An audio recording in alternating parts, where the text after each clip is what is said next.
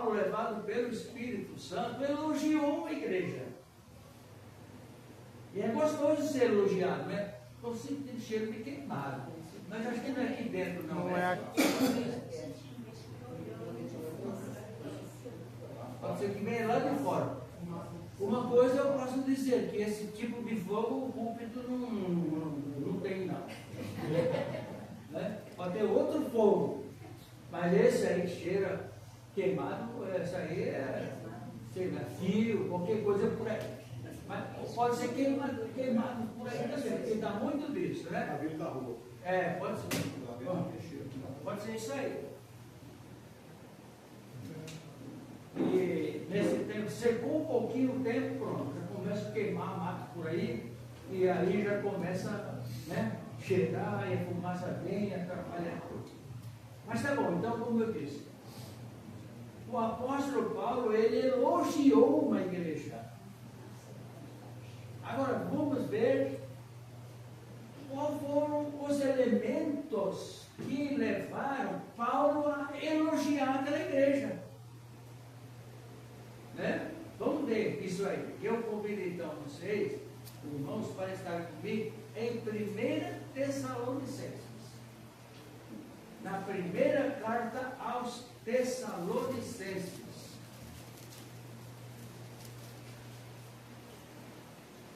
Paulo escreveu 2 cartas para aquela igreja, para aqueles irmãos, mas vamos ver a primeira carta. Muito bem.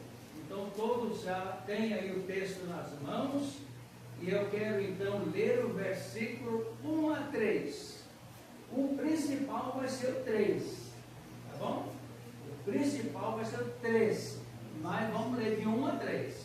O versículo 1 fala assim, olha, 1 Tessalonicenses, capítulo 1, versículo 1. Paulo e Silvano e Timóteo, a igreja dos Tessalonicenses, em Deus, o Pai, e no Senhor Jesus Cristo, graça e paz tenhais de Deus nosso Pai e do Senhor Jesus Cristo. Versículo 2. Sempre damos graças a Deus por vós. Olha, aí já veio, né, alguma palavra boa de elogio, né? Sempre dando graças a Deus por vós. A gente só dá graças a Deus quando é coisa boa, né? Normalmente. Quando é coisa ruim, ele diz, Deus tem misericórdia, né? Mas quando é coisa boa, graças a Deus. Aí ele está dizendo aqui, sempre damos graças a Deus por vós, fazendo menção de vós em nossas orações. Aquela igreja estava na cabeça de Paulo, no coração de Paulo, nas orações de Paulo. Ah, meus irmãos, uma perguntinha aqui. Se Deus fosse escrever a palavra dele hoje, né? Ele parou de escrever, já está completo, mas vamos supor que fosse. Aí colocasse aqui no lugar de tudo isso aqui, igreja Maranata, vocês ficariam contentes? Sim ou não? Sim. Oh, claro. Com certeza, né? Paulo fazendo referência à Igreja Batista Maranata, dizendo, dou graças por vocês. Amém. E nas minhas orações vocês estão presentes. Ah, ficaria muito feliz, né? Ah, como eu gostaria. E a mesma coisa é, às vezes aparecem nomes de crentes que mencionam a Bíblia. Como eu gostaria que o meu nome fosse citado lá, mas não como Neemias, ou como Ananias. A minha esposa não gostaria de ser também a Safira, não. Mas gostaríamos de ser mencionado como, por exemplo, um Daniel, né? Um Daniel, um Ananias, um Neemias, um Pedro. O Pedro é meio assim, fácil, vai. Um João, né? Como seria? Eu ficaria muito feliz. Eu ia receber isso como elogio. Né? Mas agora entra o verso 3. É esse que eu quero. É o verso 3 que nós precisamos dar uma olhadinha. Aqui nós vamos achar 3 elementos que foram a base do elogio que Paulo deu àquela igreja. Primeiro, vamos lá. Verso 3. Lembrando-nos sem cessar da obra da vossa fé. Primeiro elemento, fé. É a primeira coisa que fez Paulo elogiar aquela igreja foi pela fé que ela tinha. Continua. Do trabalho do amor. O segundo elemento que provocou o elogio foi o amor que aquela igreja tinha. Continua. E da paciência da esperança. O terceiro elemento que suscitou aquele elogio de Paulo àquela igreja foi a esperança que ela sustentava. Vamos terminar o verso. Em nosso Senhor Jesus Cristo. Ou seja, esse elogio baseado no que ela fazia, fé, amor e esperança, a fé, o amor e a esperança estavam aliados ou entranhados na pessoa de Jesus Cristo. Fora de Cristo, nenhuma igreja será elogiada, não. Porque fora de Cristo não vale nada. Não tem nada. Vai elogiar o quê? Fora de Jesus. E ele então termina dizendo, diante de nosso Deus e Pai. Muito. Então agora vamos pensar um pouco mais a miúdo, um pouco mais detalhado aí, no que Paulo realmente está, porque Paulo está elogiando a igreja lá de Tessalônica. E que ele elogie também a nossa igreja, né? A nossa igreja. Pois bem, continuando então aqui.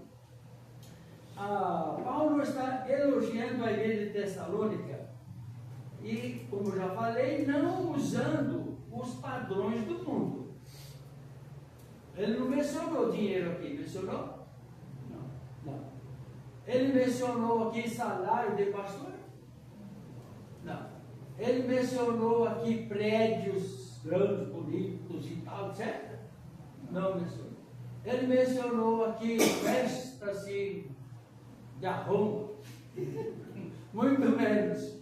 Ele não mencionou nada. Ele mencionou fé, amor, esperança. Oh, que coisa maravilhosa, né? Bom, então é isso. Ele elogiou a fé, o amor e a esperança que conduziam aquela igreja a uma igreja de sucesso. A uma igreja que até mereceu o louvor, a gratidão, o elogio do apóstolo Paulo. A gente fala do apóstolo Paulo, mas é de Deus, porque ele fez isso pelo Espírito Santo. Né? Tudo que ele escreveu foi inspirado pelo Espírito Santo de Deus. Então era Deus elogiando a igreja. Olha que maravilha, ficou melhor ainda agora. Em vez de ser de Paulo, é de Cristo. Jesus elogiando a igreja, coisa linda, maravilhosa. Fé, amor e esperança. 3 aspectos específicos da vida dos Tessalonicenses. Essa tríade, fé, amor e esperança, em alguns textos são mencionados juntos. Fé, amor, esperança, como nesse versículo 3. E em outros lugares, que nós não vamos ler, mas em outros textos é separado. Às vezes o versículo só fala de fé, às vezes só fala do amor, e às vezes só fala da esperança. Mas isso não muda nada. É a mesma coisa. Está junto ou separado, falando a mesma coisa. Pois bem, aparece separadamente, como eu já mencionei. Não estou nem indicando quais são os textos, mas se quiser pode falar comigo, tá bom? Bom, então vamos lá. Olhando para o texto aqui, o que é que nós vamos ver hoje à noite? Nós vamos ver o seguinte: em primeiro lugar, em Cristo, nossa fé é operante. Operante. Primeiro ponto vai ser isso aí. Segundo, em Cristo, nosso amor será de abnegação. Abnegação. Terceiro lugar, em Cristo, nossa esperança é firmada. Esses são os 3 pontos que nós queremos deixar para os irmãos hoje à noite. Primeiro, então, em Cristo nossa fé é operante. Operosidade que resulta da fé. Olha, irmãos, uma vez eu fiz um estudo, acho que quarta-feira, para a igreja, e Deus me colocou uma ideia de fazer o seguinte: vamos falar sobre a oração, mas vamos falar sobre oração com rodas. Oração com roda. A oração sem roda, ela é parada, mas a oração com roda, ela vai. Ela se torna operante, ela vai rodar, ela vai para frente, ela vai avançar, ela vai fazer coisa, ela vai realizar coisas. Mas se é aquela fé que fica ali, não faz nada, não se levanta, é só teoria. É só teoria. Precisa pôr roda nesse negócio. Ou seja, a gente precisa orar e fazer. Aliás, oração é orar com a ação. Não existe oração se não existe a oração se não tiver ação. Então precisa ter isso, né? Não podemos fazer de jeito nenhum. Não, o que é para ser meu, chega aqui nos meus pés. É meu, isso aí já está determinado. Eu contei para você, do homem que eu queria trabalhar. Contei do marimbondo? Não contei? Era uma colônia. Todos os homens levantavam cedinho para não pegar a sua estrada, a moringa de água e a sua marmita lá, né? E passar uma na casa do outro, tá tudo pertinho, quase porta por porta. E eu chamando e aquele homem, tudo lá, trabalhar. Mas tinha um lá que não queria ir, não. Tinha um lá que eles falavam: ô fulano, e daí, vamos lá? Eu não, eu quero receber o cara aqui nos meus pés. Aí passava o dia seguinte: não, fulano, vamos trabalhar, está preparado lá para colher, para fazer isso aqui. Não, eu quero receber o cara nos meus pés. Aí no outro dia a esposa ficou na porta, quando eles passaram: ô fulano, vamos. Ela falou para os homens: dá um jeito dele, esse homem é vagabundo. Esse homem não trabalha, nós estamos passando necessidade aqui dentro de casa.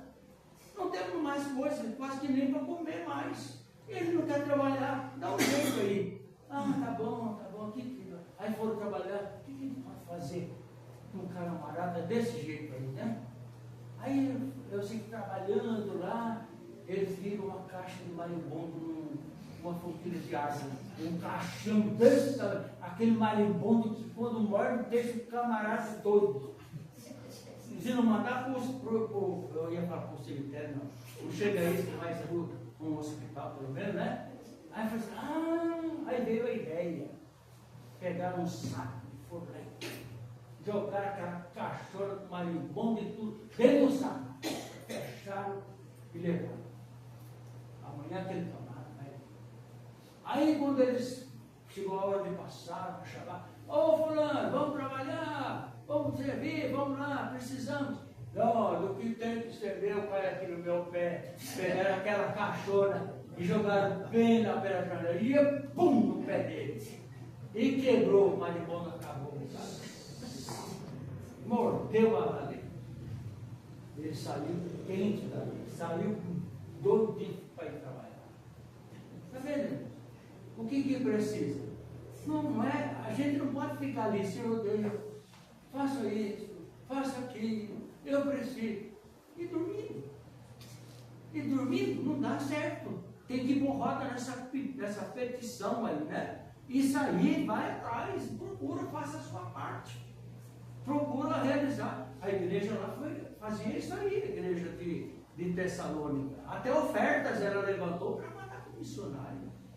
Coisa desse tipo assim, tá bom? Então vamos lá. Irmãos, quanto tipo de fé existe? Existem algumas, né? Sabe de uma coisa que eu descobri? Que fé tem plural. O termo, a palavra fé, tem plural, gramaticalmente é correto. Fés é o plural de fé. Então, quantas fés existem? Assim como é, pé, pés, fé, fés. Entendeu? É simples, né? Muito simples. Quantas fés existem? Existem algumas. Tem a fé histórica. Alguém aqui viu Dom Pedro I? Eu quase que vi, mas não vi. Meu irmão não viu? A foto dele. É, eu amo na foto. Nós não vimos. Mas você crê que ele veio aqui no Brasil? Sim. Crê que ele fundou aí, descobriu alguma coisa? Crê, não crê? Isso é fé histórica. Eu não vi, mas creio. Eu creio na história.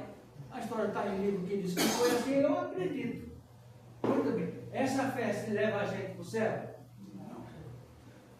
Para lá, nem para o inferno, claro, ainda bem, né?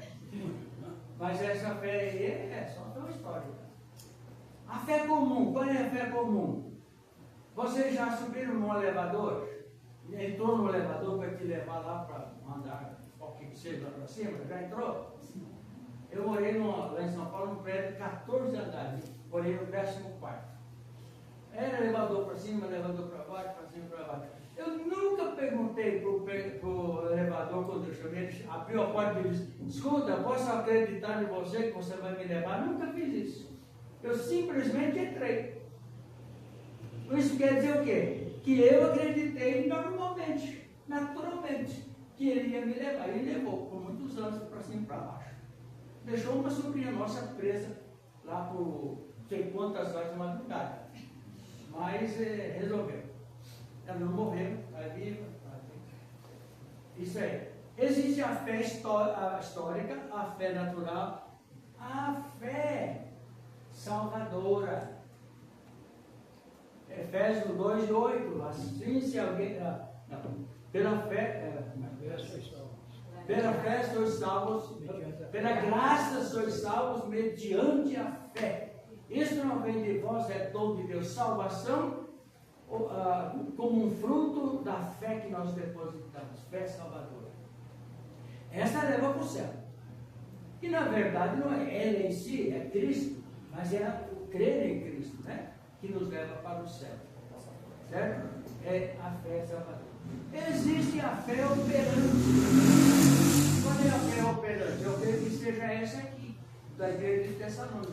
É aquela fé que nós vamos viver hoje, amanhã, depois de amanhã, depois de amanhã. Viver sempre firmes no Senhor, na palavra, crendo que Ele pode, crendo que Ele faz, crendo que a palavra de Deus é a palavra de Deus, crendo que Jesus deu a vida para salvar pessoas, crendo que o Evangelho é poderoso, crendo que a oração tem seu efeito. Tudo isso aí envolve o quê? Fé. É uma fé operante. É a fé que os Tessalônicos tinham. E Paulo elogia. Que bom que vocês estão cada dia vivendo uma fé operante, uma fé prática. Sabe de uma coisa? Tinha uma mocinha, uma menina, e essa menina tinha alguns irmãos, né? Alguns irmãos. E esses irmãos, eles eram um pouquinho assim, penaltas. E o que eles fizeram? Eles montaram alçapão. No meu tempo de criança, que eu cheguei a fazer isso também, era arapuca. Arapuca, né? A gente fazia de pauzinho, cansava, ficava assim, né? E depois botar um pauzinho lá e aí o passarinho vinha, pronto, pegou o passarinho.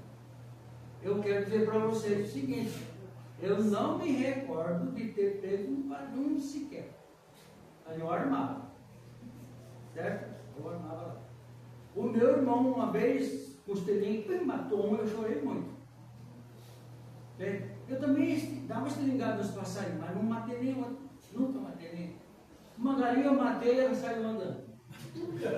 Eu cortei o pescoço, tortou, matou direito, saiu andando com o pescoço torto e sangue. Então quer dizer, então é isso. Os irmãos dessa menina, botava arapuca e pegava os passarinhos. E ela ficava com muita raiva por causa dos irmãos fazer isso aí. E ela então ficava contestando, né? Ela falou assim, eu orei para que essa arapuca nunca caia prendendo um passarinho. Aí a outra vez, eu oro para que os meus irmãos mudem de entendimento, mudem de cabeça aí, pensem em outras coisas e tal. Eu orei, mas nada disso funcionou. Eles continuaram fazendo arapuca e querendo pegar passarinho. Aí um dia, sabe o que eu fiz? Fui lá e taquei o pé em tudo. Quebrei tudo lá, pisei naquilo, destruí tudo, tal e coisa, e pronto, aí sossegou. O que foi, irmãos? Olha aí, fé em ação. Não vai sair por aí quebrando arapuca, metendo o pé nas coisas, como alguém já fez, tacou o pé no santo, ali, deu uma confusão. Um ídolo. Estava lá, o Senhor chegou lá e tacou o pé. Não é isso que eu estou falando. Entendeu? Mas olha, fé em ação. É um exemplo aí que a gente deu aqui para mostrar. É isso? Então, meus irmãos, é isso mesmo. A igreja de Tessalônica foi elogiada por causa da sua fé. Fé operante. Fé que realizou. Fé que trabalhou. Fé que saiu e foi em busca daquilo que eles estavam pedindo e daquilo que eles precisavam fazer, né? Então, uma fé operante. Que essa fé seja também a fé de cada um de nós, né? E tem vários versículos aqui mostrando que essa fé operante, ela agrada a Deus, ela serve de exemplo, ela obedece a Jesus, ela opera milagres, ela traz crescimento, ela faz a igreja crescer. Tudo isso aí tem textos que, se quiserem, eu dou depois, tá bom? Não é meu, não, é da Bíblia. Então, dando graça. Tá certo? Segundo lugar. Qual foi o segundo ponto? Agora é o amor, né? Agora vamos falar do amor. Em Cristo, o nosso amor é abnegado. Isso significa o seguinte: eu preciso ter um amor abnegado. Eu preciso deixar de olhar para mim e estar pronto para abrir mão dos meus direitos, privilégios e essas coisas todas e olhar para o meu próximo e querer tudo isso para eles. Esse é um amor abnegado. É um amor que me leva também, porradinha também no amor, né? É um amor não teórico, mas um amor prático. Um amor que faz, um amor que realiza, um amor que tem a disposição. Vamos pensar então sobre isso aqui um pouquinho. O exercício desse amor abnegado é fruto de uma fé operante. Um provoca o outro, um opera para o outro. O amor abnegado indica trabalho pesado, né, que uma pessoa está disposta a realizar por devoção a outra pessoa. É um amor que leva o crente a se afadigar pelos outros, pelos seus semelhantes. Às vezes tira até da boca. Às vezes tem lá na cozinha, no armário, só tem digamos, um quilinho de feijão. Aí chega alguém lá no portão e pede, tem um quilo de feijão aí, essa semana não é vocês. Aí vai lá, pega o quilo de feijão e dá e fica sem pronto ali. O amor abnegado.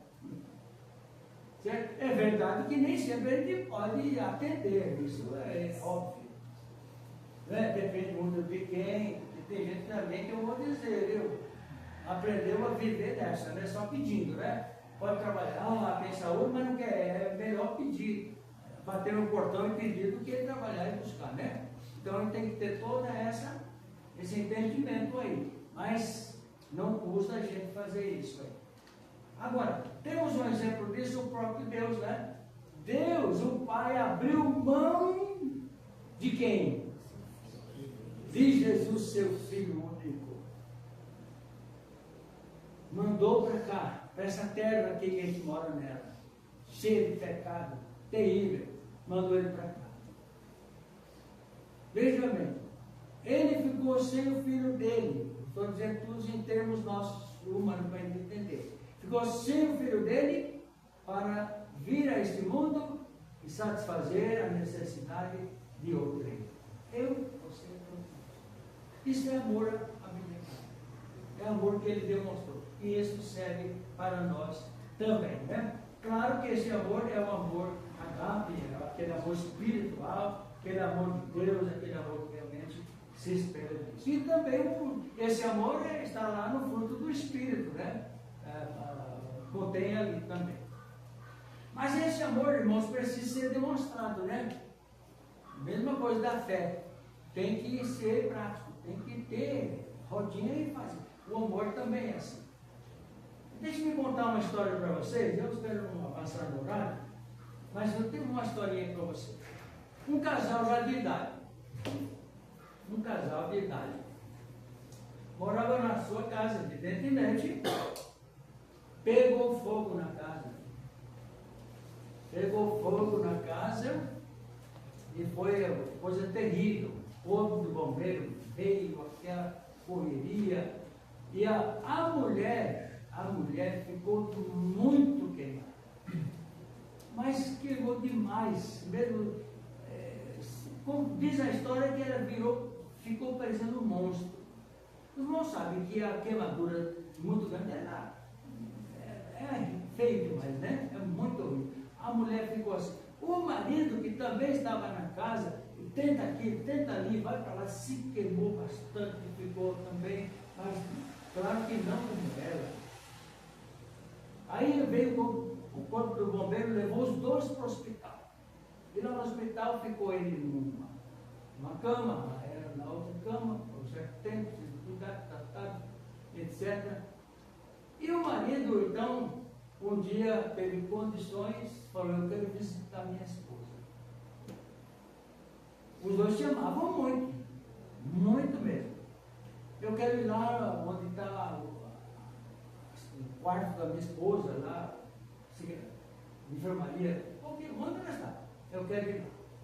Aí ele, antes de chegar lá, ele pegou um óculos escuro.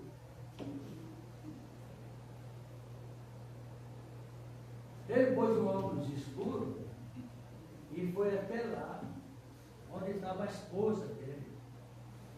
E ele chegou lá com a esposa: oh, querida, os dois chamavam muito, sabe? Muito mesmo. Ah, minha querida, oh, meu amor, como você está? E aquelas palavras, trocaram beijo, e uma coisa fantástica. Aí a mulher olhou ele de óculos escuros e falou: coitado do meu marido, ficou cego. Ele ficou cego. Aí ela falou assim: bom, do pior, isso é melhor, porque ele cego não vai ver como eu estou. Porque eu sou um monstro agora. E ele, então, desde ali, querida, você é linda, desde o dia que eu te conheci, e falou, aí tiveram alto, foram para casa, viveram mais 20 anos. 20 anos viveram ainda, e eles dois com aquele amor que sempre, nunca faltou. Querida, você é linda, e está isso, aquilo. Mas chegou o dia que ela morreu. E ela estava lá então, no velório, no caixão, e ele chegou lá, no caixão, tinha amigos por ali. Aí ele chegou lá, minha querida, meu amor. Aí os outros falaram assim: oh, você não é cego? Nunca fui cego. Nunca fui cego. Eu não fiquei cego quando me sede. Eu sempre enxerguei. Mas eu quis sempre alimentar nela esse grande amor. E ela tem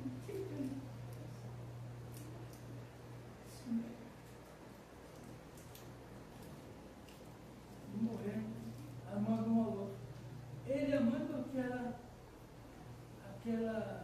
estátua, aquele monstro, coisa ali, de todo o coração, mesmo, até o final. E não era sério. Mas ela alimentou nela esse parecer. Porque se ela soubesse que ele via, ela ia ser feliz. Mas ela ficou sempre achando que ele não enxergava. Isso é amor. É isso que a Bíblia fala que a gente precisa ter. Não é só falar, eu amo. E aliás até a palavra de Deus diz que ele, no 1 João, não é para amar só de boca, não é só amar só de palavra, tem que amar de alma, de espírito, profundamente. Então, essa igreja foi elogiada pelo amor que ela tinha, porque o amor que ela tinha era um amor que agia, era um amor prático. Que a nossa igreja seja elogiada por esse amor também. Quando nós oramos, Senhor Deus, salva o fulano de tal, que não seja só palavra, que não seja só de língua, mas que realmente nós tenhamos a disposição de nos abnegarmos para que ela seja salva. Assim como João Batista falou, importa que ele cresça e que eu diminua. Senhor, Paulo disse também uma ocasião, Senhor, se é para eu me perder, não tem problema, mas que os meus irmãos sejam salvos. E ele pregou tanto para os seus irmãos israelitas e tudo, que ele disse uma certa hora, ai de mim, se não pregar esse evangelho. Isso é amor. A igreja foi elogiada por esse amor. Que assim seja com a gente também. Último lugar, irmãos. Último lugar. O terceiro lugar, né? Em Cristo nossa esperança é firmada. Em Cristo nossa esperança é firmada. Firmeza que resulta da esperança. Então uma coisa está provocando a outra. Fé, amor, esperança. Uma coisa gerando a outra. Uma coisa gerando a outra. Quando não tem uma, não vai ter as outras. Mas quando tem uma, a tendência é a outra e a outra e assim por diante. Esperança.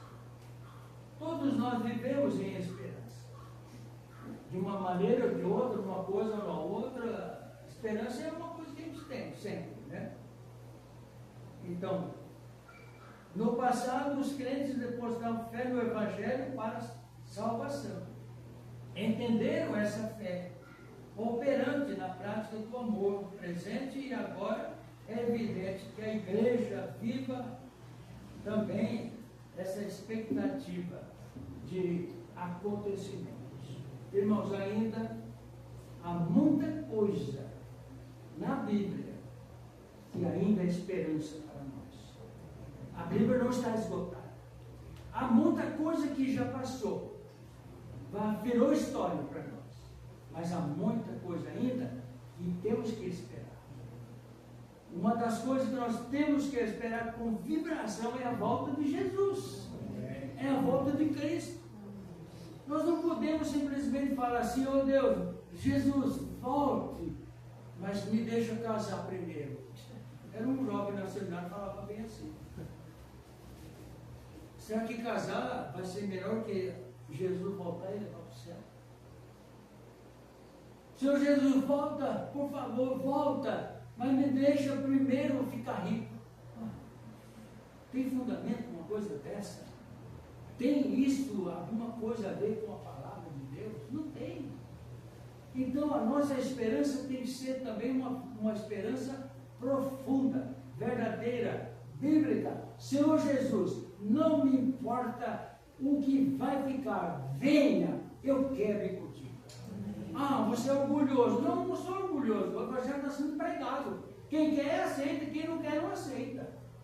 Mas essa hora nós devemos querer. Aliás, até tem uma coroa para quem amar a volta de Jesus. Tem uma coroa para essas pessoas. Então, irmãos, há um ditado que diz: a esperança é a última que morre, né? Não tem isso aí? Ou enquanto há vida, há esperança. Mas alguém diz assim: mas mesmo depois da vida, há esperança. Esperança da ressurreição, esperança da volta de Cristo, muita esperança. Então, irmãos, a igreja de Tessalônica foi elogiada porque era esperada. No caso dela, a espera maior era da vinda de Jesus. E que deve ser também a nossa esperança, né? Muito grande. Irmãos, não podemos, em outras palavras, dizer: Senhor, está tudo acabado. A gente olha para o mundo hoje, o que a gente fala? Às vezes a gente fala: olha, não tem mais jeito. Porque está na mão do diabo mesmo. Nunca o príncipe desse mundo agiu como age hoje. E a gente fala: não tem mais jeito. Tem jeito, irmãos.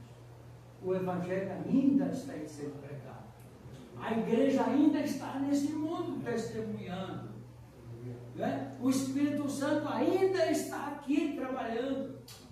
Há esperança, sim, para nós, para esse mundo, para as pessoas que estão por aí afora. Há esperança, sim. Termino com mais uma historinha. Eu e as minhas histórias. Um rapaz novo, acho que nos seus 25 anos, cometeu um delito, não sei o que ele fez, mas ele foi para a cadeia. Ficou 2 anos preso. E aí chegou o dia, e durante esses 2 anos preso, ele mandava cartas para sua família. Família, sim, estávamos orgulhosos. E que o fato desse filho estar na cadeia era o fim do mundo para a família. Era vergonha. E ele escrevia várias vezes para a família, mandava uma cartinha, mandava um recado, mandava alguma coisa, nunca veio resultado, ou resposta nenhuma. Aí ele escreveu uma, foi a última que ele escreveu, dizendo: olha, eu vou ser solto, eu vou voltar para casa. Será que vocês vão me receber de volta? Será que eu posso ir para minha casa? Aí nessa carta ele colocou uma coisa: eu preciso de um sinal de vocês. Vocês coloquem aí na frente da casa dele, que era próxima à rodovia, ou do ônibus que ele ia passar. Ele avistava a casa e a macieira. Aí ele falou assim na sua carta: então, se vocês estiverem dispostos a me receber novamente aí, como parte da família, coloque uma fita branca nessa macieira. E se, ao passar, se eu vir que tem essa fita, eu sei que vocês me querem de volta. E eu vou descer e vou lá.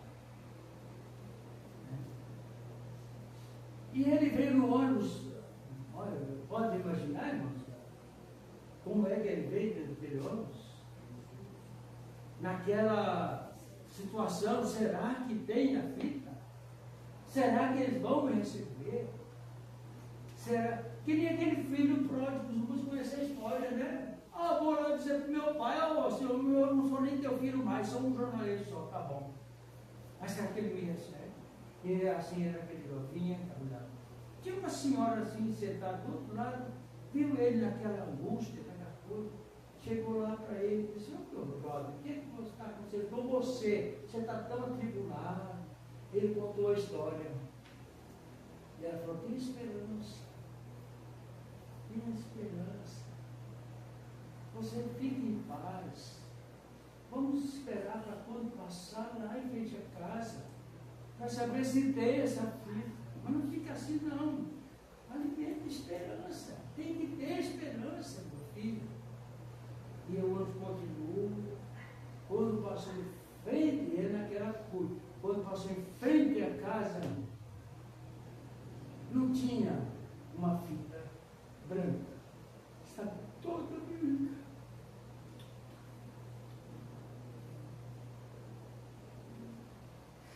A água inteirinha branca. Pode voltar, filho. Nós estamos de braço aberto. E ele desceu, foi. Festa total. Irmãos, nós temos esperança. Vai chegar aquele dia. Jesus vai nos abraçar. Amém. E nós vamos abraçar ele também. Amém. A igreja precisa mostrar isso, essa esperança. Não pode se esconder, não. Tem que pregar, dizer para o mundo que tem esperança. E que é uma esperança verdadeira. Que vai trazer fruto. Vai trazer resultado. Então, quero terminar aqui.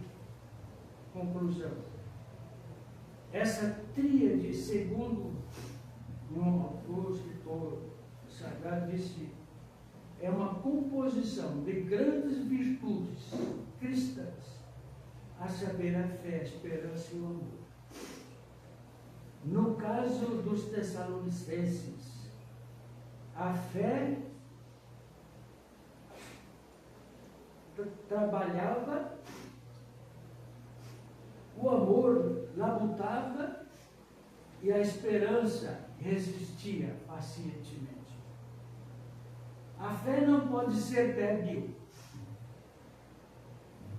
sem coluna vertebral, empalidecida, mas forte, reta, vital.